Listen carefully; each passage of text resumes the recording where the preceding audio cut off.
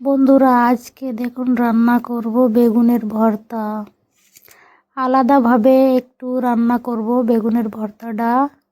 প্রথমে কড়াইতে তেল দিয়ে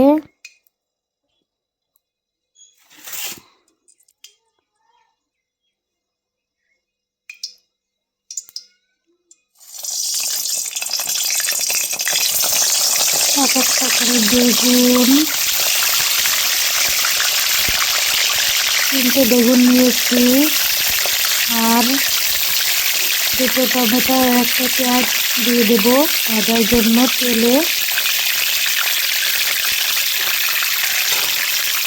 এখন একটু ঢেকে দেবো। দেওয়ার পরে একটু রসুনও দিয়েছি, ঢেকে দিলাম। ঢাকনাটা একটু তুলে দেখুন, একটু নেড়ে নেব।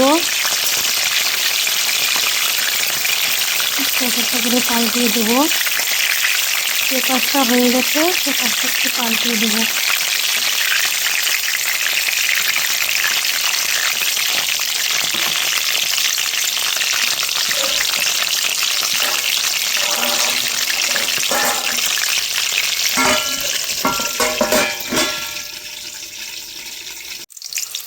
এটা ডুবো তেলে যদি না ভাজা হয় তাহলে ভালো করে ভাজা যায় না।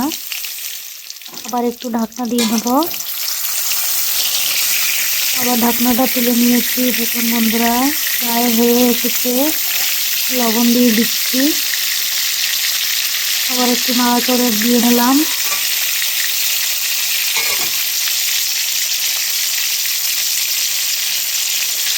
একা ভিডিওটা করছি, তার জন্য একটু এদিক ওদিক চলে যাচ্ছে নাড়াচাড়া লেগে।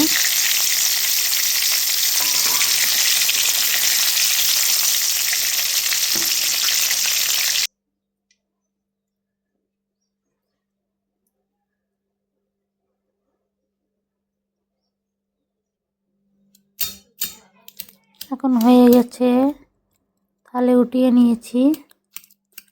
এখন সব ছালিয়ে নেব।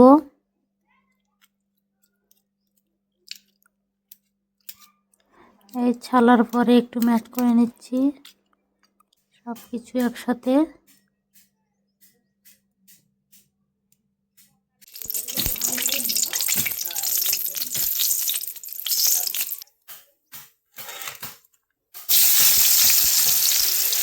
ম্যাশ করা হয়ে গেছে। এখন একটু কাঁচা ঝাল, আবার একটু পেঁয়াজ কেটে নিয়েছি, রসুন কটা বেশি নিয়েছি,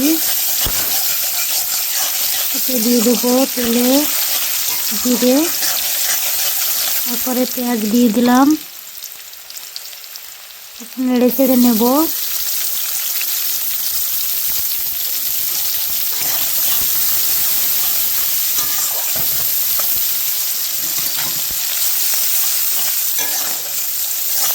পেঁয়াজটা হয়ে এসেছে। কাঁচা ঝাল দিয়ে দিলাম। দেওয়ার পরে আর একটু নেড়ে চেড়ে নেব।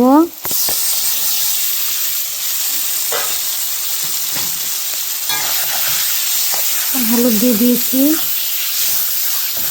আবার একটু নেড়ে চেড়ে নিলাম।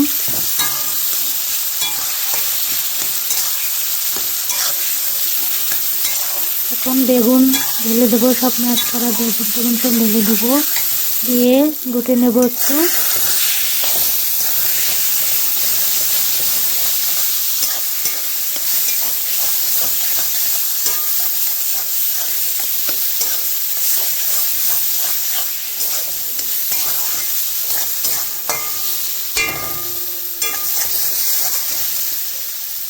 হয়ে এসেছে। এখন একটু ঝালের গুঁড়ি দিয়ে দিচ্ছি কালার হওয়ার জন্য।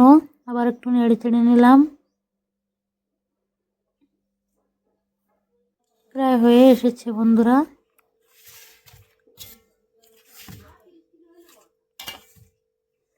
এই ভর্তাটা একটু আলাদা করে বানানি হয়েছে।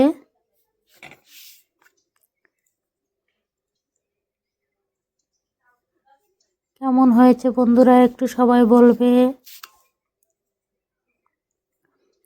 এদিকে ভর্তার সাথে খাওয়ার জন্য আটাই মাখিয়ে রেখেছিলাম, রুটি করব তাই।